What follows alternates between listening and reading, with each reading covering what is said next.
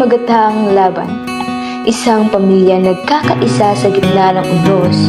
Ito ang kwento ng pamilyang Bisnan.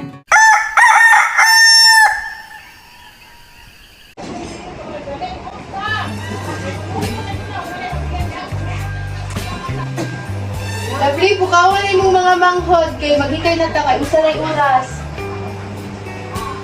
Oo, ma. Kata na mo judian kay mga una.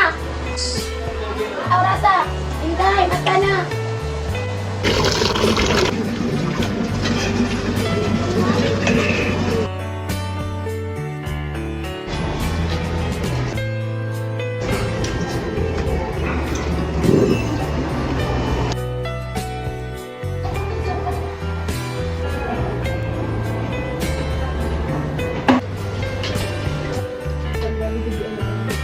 Ngaara, ma.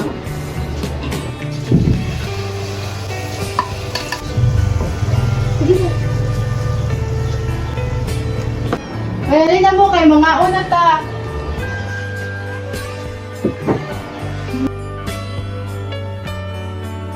Kali na bi mga una ta.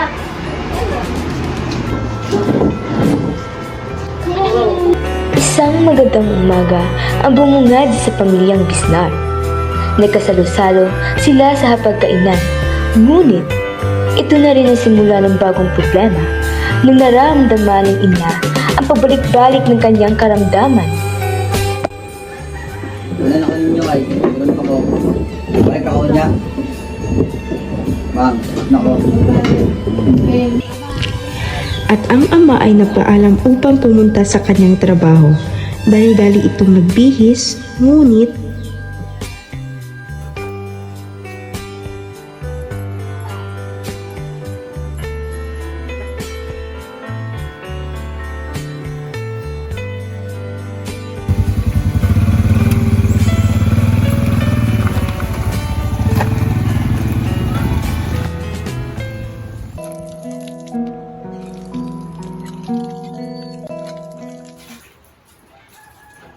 Judian ang bisa mga uban na ugasan kay akong gasan. Oo, ma.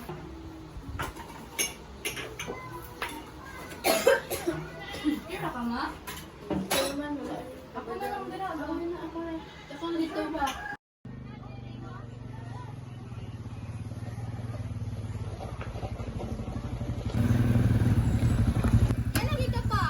May trabaho. Ikaw na mo? Wala ka pa, nagbungag pa ko. Kaali na ka. Ito, yes yan. Makabantay ka mama ka? Sige lang siya kung bumulog. Sige kung may ganun.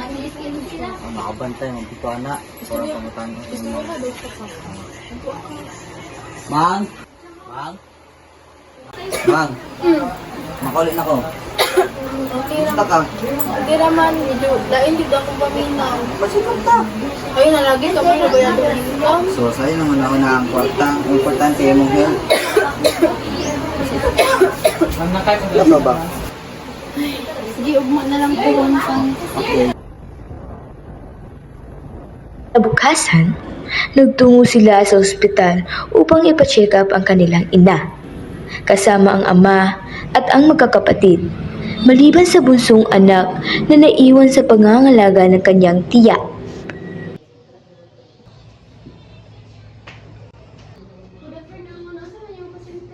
Suka-suka siya, ma'am. Malipong. Then, ito mga diyan nga ano ko. Luyan ka, ma'am. Bura ilang gibate? Sige, wait. Kaya ka, ma'am, relax lang gato ipali mo blood pressure. Sir, ano yung ipali-pali ko dito sa pharmacy ha? Ipadali siya kay para makainom na yung pasyente. Balik mo diri ha. Ikaw, patay yung mama. Tara.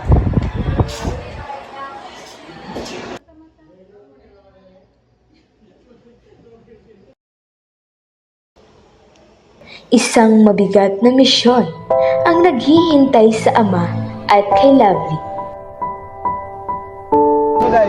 Manila area.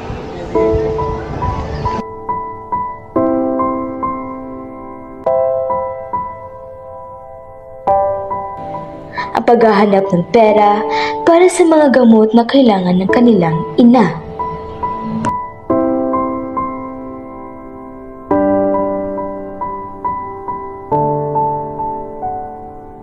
bayad sa gamot sa imong mama. Ha? Sa hospital ako magbuhat. Bigat ang loob na naglalakad si Lovely patungo sa parmasya. Habang hawak ang reseta, lalong nadagdagan ang kanyang kalungkutan sa dami ng gamot na kailangan bilhin.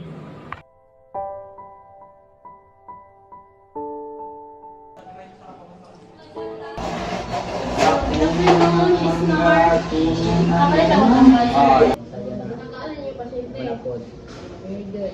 Sige, wait lang kaya. Ako mali.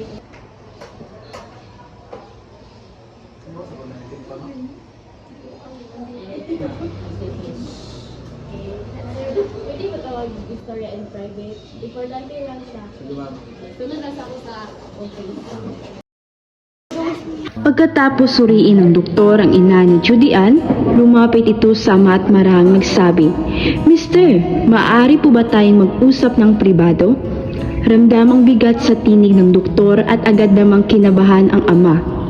Sa kanilang paglapit sa isang tahimik na sulok ng ospital, ipinaliwanag ng doktor ang tunay na kalagayan ng kanyang asawa. Habang nakikita sa mukha ng ama ang matinding pag-alala at takot sa maaaring mangyari. Lumipas ang 1 linggo at dahil sa mabigat na gastusin sa ospital at gamot, napagpasyahan nilang umuwi na. Nagpumilit ang ina na magpagaling na lamang sa kanilang tahanan, bagamat umaayos-ayos na ang lagay nito.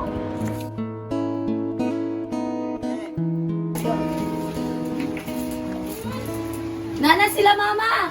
Nana sila mama, Vic! Yay!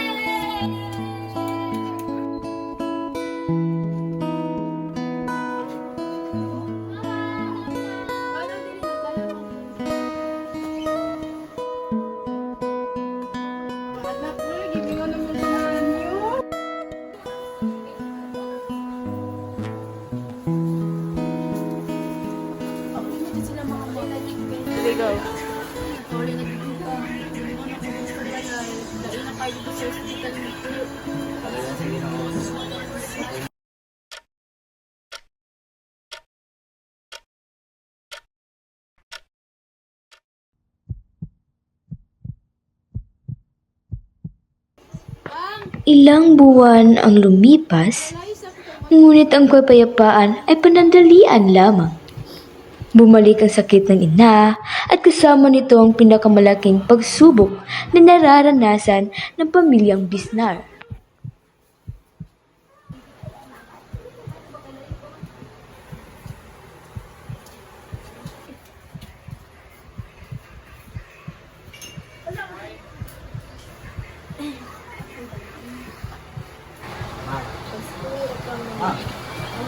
Mang! Mang! Wag! Tabang siya! Mang! Jay, baka tabang siya!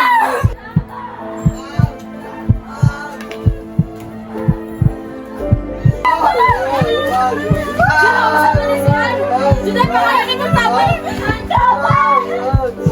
Noon sa Manil! Tama!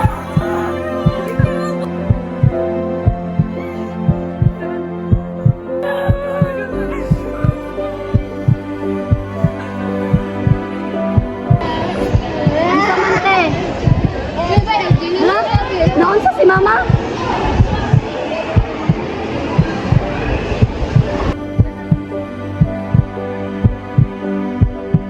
Dali-dali nilang isinugod ang ina sa ospital. Umaasa pa rin sa himala.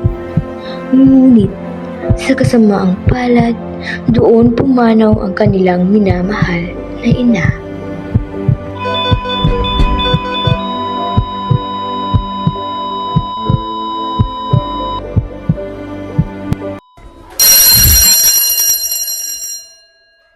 Linggo ng buhay ng kanyang ina, hindi nakapasok si Judy Ann sa paaralan. Dahil dito, nag-alala ang kanyang guro.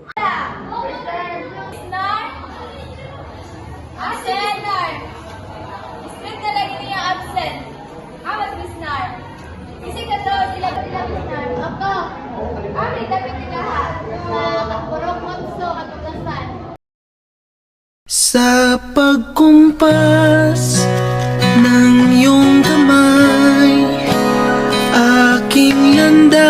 Isang taon ang nakalipas, isang taon ang pagluluksa at pagbangon. Muling nagsimula ang pamilya kahit wala na ang kanilang ina sa piling nila. Ngunit ang pagmamahal at aral nito ay patuloy na nagbibigay ng lakas sa kanila. Ang kwentong laban ay nagpapakita ng pagiging matatag ng mga kabataan sa harap ng mga pagsubok na pinansyal, emosyonal at akademiko. Ang kwento ni Judy Ann at ang kanyang pamilya ay nagbibigay inspirasyon sa pag-asa at pagkakaisa ng pamilya.